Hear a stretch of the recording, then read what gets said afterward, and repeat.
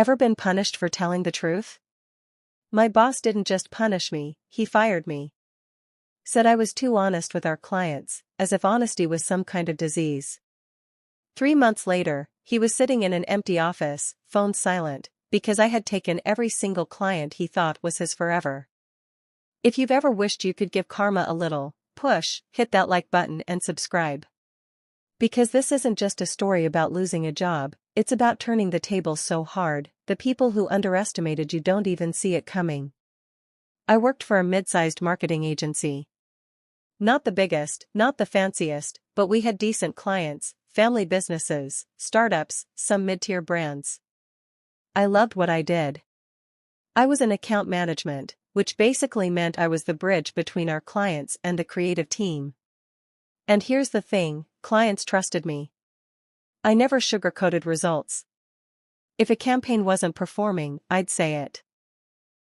If they were wasting money, I told them where to cut costs.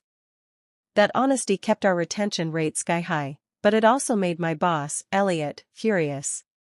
Elliot was one of those guys who could sell ice to an Eskimo, but would also hide the fact that the ice was melting. He believed in telling clients whatever they wanted to hear to keep them spending. If numbers were bad, he'd spin it.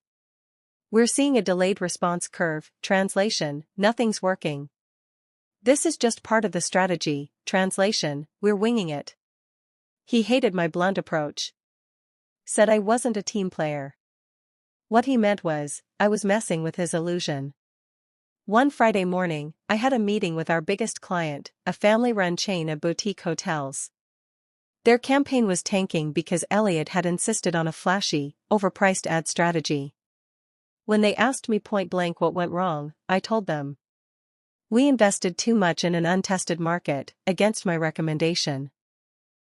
I suggest reallocating to proven channels immediately. They appreciated my candor. Elliot didn't. By Monday, I was called into his office.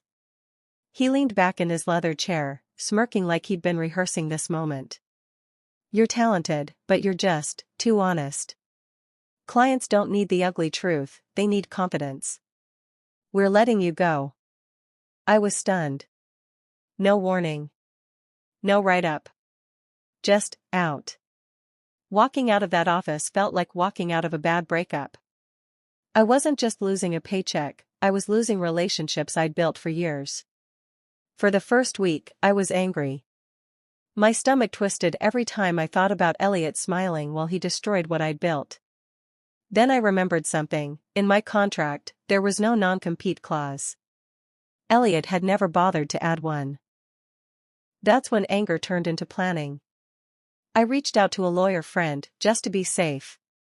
He confirmed what I suspected. I could legally approach former clients as long as I wasn't stealing proprietary company data. Perfect. I started by setting up my own consultancy. Simple, lean, low overhead. I specialized in exactly what I knew my clients valued: transparency, measurable results, and no corporate fluff. I began reaching out, not aggressively, just checking in. Hey, it's been a while. How's the campaign going? It didn't take much. Within minutes, most of them were venting about Elliot's empty promises. I didn't even have to pitch myself.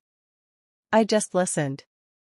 Then I'd say, if you ever need a second opinion, no charge, just let me know. One by one, they took me up on it. And when they saw I could deliver results without the smoke and mirrors, they started moving their accounts to me. It started slow. One client left. Then another. Then our biggest one, the boutique hotels, called me and said, "We're done with Elliot. Can you take over all our marketing?" I almost laughed out loud. That was a six-figure account. Within 3 months, Elliot's client roster had collapsed. His fancy office? Half empty. His once busy phone lines? Silent. The day I knew I'd won was when I saw him at a networking event. He looked smaller. His tan had faded. The confident smirk was gone. He tried to play it cool. "I hear you've been busy." I smiled. Just being honest, Elliot. The look on his face, pure humiliation. That was worth more than any paycheck. Sometimes the truth does hurt, but not as much as losing everything because you underestimated the wrong person. Elliot thought honesty was a weakness. Turns out, it was my greatest weapon. If this story made you cheer, smash that like button and share it with someone who's been wronged. And tell me in the comments, what's the most satisfying revenge you've ever seen? Don't forget to subscribe, because the next story might just be better than this one.